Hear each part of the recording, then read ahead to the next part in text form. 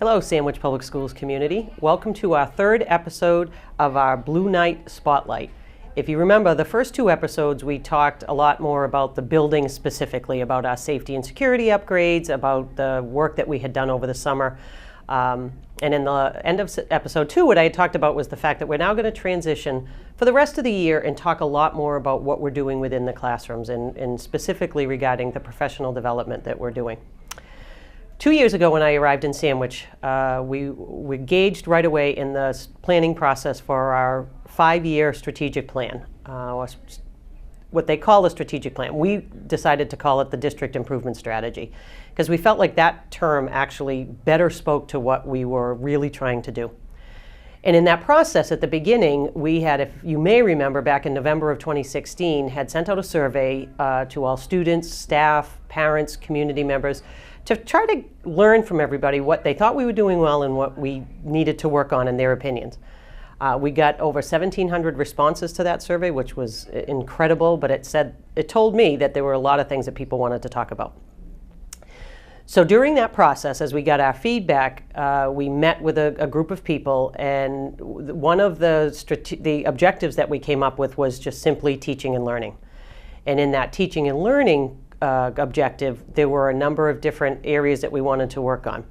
So specifically in the teaching and learning goal, we wrote, the Sandwich Public Schools will implement structures and support systems that aid in the development of all students in the skills to continually grow and learn. In order to reach the objective, we committed to provide differentiation in instruction, supported with professional development and in programming for students. Develop and maintain pre-K to 12 curriculum maps in all courses to provide a common expected curriculum across the district. The maps need regular review and revision and to be user-friendly for teachers. Help students take ownership of their education and goals and guide them toward that end. Develop and implement structures K to 12 to support student growth and learning for all students. And provide opportunities for personalized learning and relationship building. We are now entering year 2 of this district improvement strategy, and I think we've really got a deep understanding of where we need to go. In the time since that survey, I've been able to visit many, many classrooms within the district and really get a good feel of the data that people talked about and the responses which said that we needed to reach the higher level student, that we weren't doing that. Generally speaking, that was a comment that came out. And that we needed more rigorous coursework. That was another comment that came out.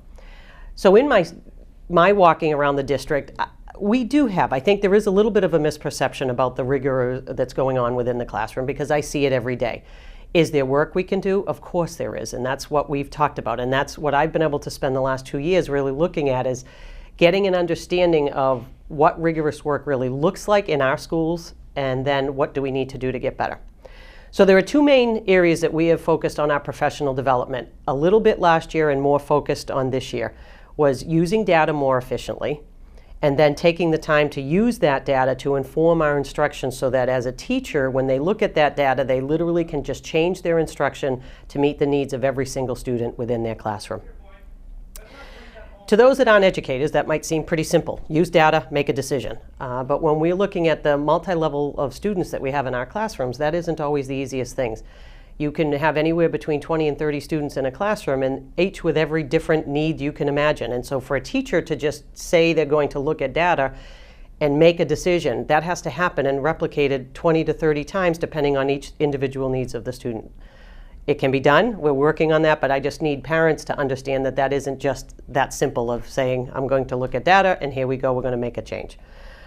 There's a cliched statement that I've heard many, many times after a book that was said, and I think it really applies here, is that we are good. We look at our scores, we look at our assessment results, we're good. But I know in order for us to get from good to great, we need to look deeply at the work that we're doing around analyzing this data and reaching every single student in our classroom and stop settling for good. That's not what we want to get. So over the past year, we've spent a lot of time looking at the work of a woman named Carol Ann Tomlinson. Carol Ann Tomlinson is considered a guru academically around differentiation of instruction in the classrooms. Last summer, each of our administrators read her book, Differentiating Instruction in the Academically Diverse Classrooms. I had the pleasure also last year of leading a book study group with about 50 of our teachers, about 25 at the elementary level and 25 at the secondary level. We purchased the book for every one of our teachers this year, and we're going to run some professional development around that book and the tenets of what she is talking about. We also had another woman come in last year and do a professional development day for our staff. Lisa Westman is her name. She is also an up-and-coming expert on differentiation of instruction, and she spent time not only with teachers as a whole, but then some other time, set aside time with our department heads and our curriculum coordinators. So that was giving them some ideas and things that we can do to implement the tenets that both she and Tomlinson talk about. So during the course of this year, the podcast will focus on everything that we are doing within the classroom to meet the needs of each and every one of our students. My thought process is what we'll do is we'll interview some administrators, we'll interview some teachers, we'll bring people in to talk about it, meet with them.